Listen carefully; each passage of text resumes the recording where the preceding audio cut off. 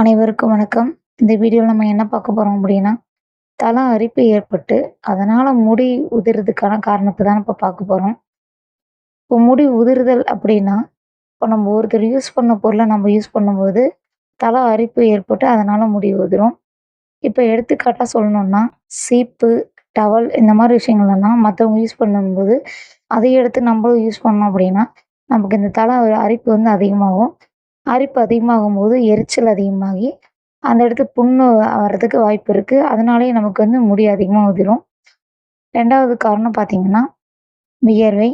அதிகப்படியா வந்து தலையில வந்து வியர்வை சேரும்போது, அது அழுக்கா மாறி அப்படியே அழுக்கா படிய ஆரம்பிச்சுரும். அது படிஞ்சது அப்படின்னா, அது முடியோட வளர்ச்சிய அப்படியே ஸ்டாப் பண்ணிரும். அது படியும்போது, தல அரிப்பும் வந்து நமக்கு அதிகமா ஏற்படுது. அடுத்து வந்து இந்த காரணங்களையும் தாண்டி, நம்ம யூஸ் பண்ற வந்து ரசாயன பொருட்கள்.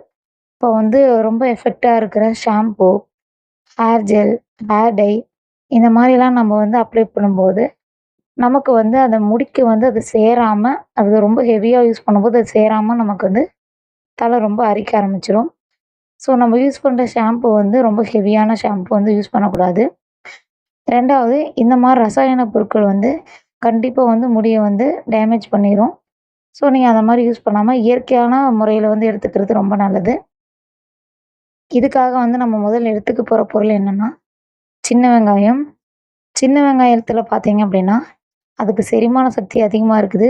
பாக்டீரியாஸ் நெறைய கிருமிகள் வந்து இப்போ கொ ரத்தத்தில இருக்கிற கிருமிகள வந்து அழிக்கக்கூடிய சக்தி வந்து அதுக்கு வந்து சின்ன வெங்காயத்துக்கு அதிகமா இருக்கு.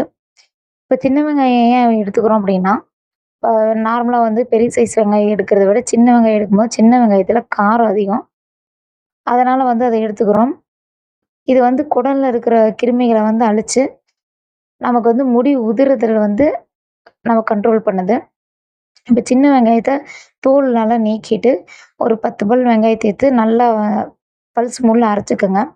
அரைச்சுட்டு, நீங்க குளிக்கிறதுக்கு ஒரு 1/2 மணி நேரத்துக்கு முன்னாடி, தலையில நல்லா தேய்ச்சு மசாஜ் பண்ணி விடுங்க.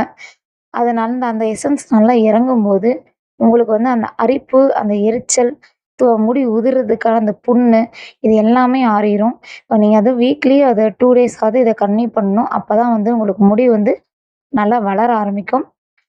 இத நீங்க கன்டின்யூ பண்ணும்போது, உங்களுக்கே நல்லா டிஃபரண்ட் தெரிய ஆரம்பிக்கும்.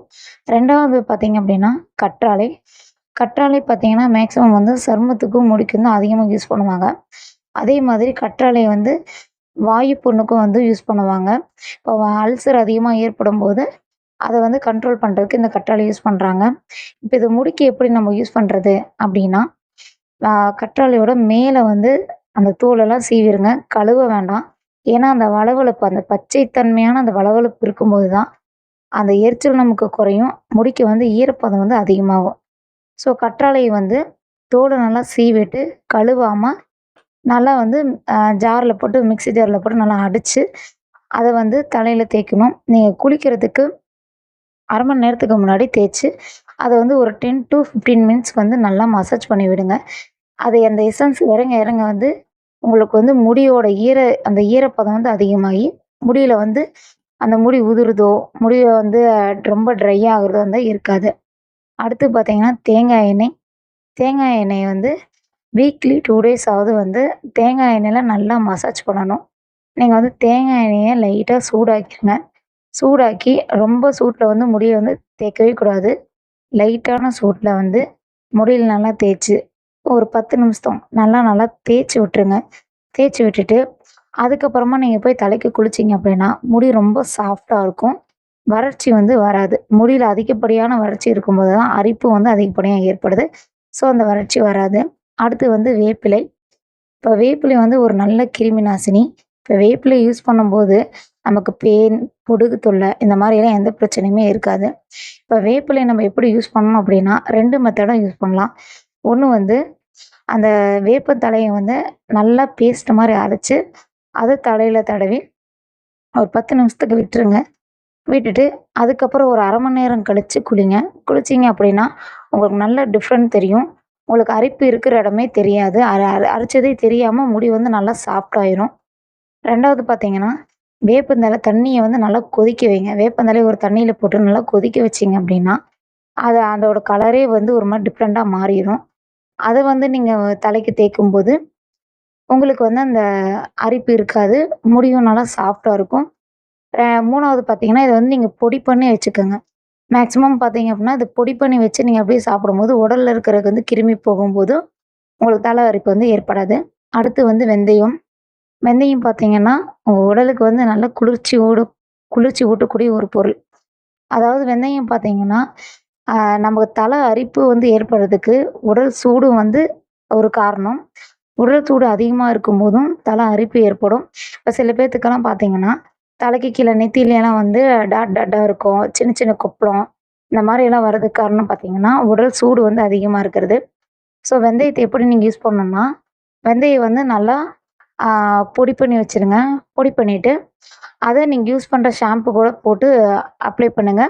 அப்படி இல்ல அப்படின்னா, வெறும் வெந்தயத்தையும் எடுத்து நல்லா போட்டு நல்லா மசாஜ் பண்ணி, இதே மாரி ஒரு 1/2 அன் ஹவர் விட்டுட்டீங்கன்னா, அத விட்டுட்டு அதுக்கப்புறம் நீங்க குளிச்சீங்க அப்படின்னா, நல்லா உங்க முடி சாஃப்ட் ஆயிரும். உங்களுக்கு வந்து அந்த ஹீட்டு குறைய குறைய, உங்களுக்கு அந்த முடி உதிர்றதும் நிக்காது. அந்த அரிப்பு வந்து ஏற்படாது.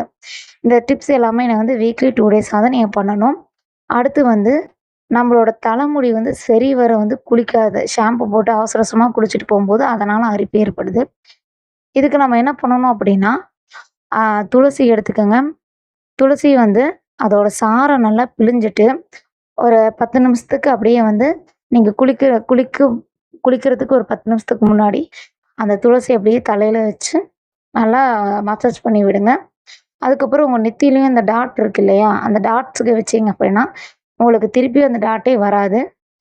அந்த அளவுக்கு வந்து துளசியில வந்து எஃபெக்ட் அதிகமா இருக்கு. இதெல்லாம் நீங்க கன்டின்யூ பண்ணும்போது, உங்க முடி வந்து தன்னால வளர ஆரம்பிக்கும். சாஃப்ட்னஸ் இருக்கும். முடியில வந்து அதிகப்படியான வறட்சியின் காரணமா தான் தல அரிப்பு ஏற்படுது.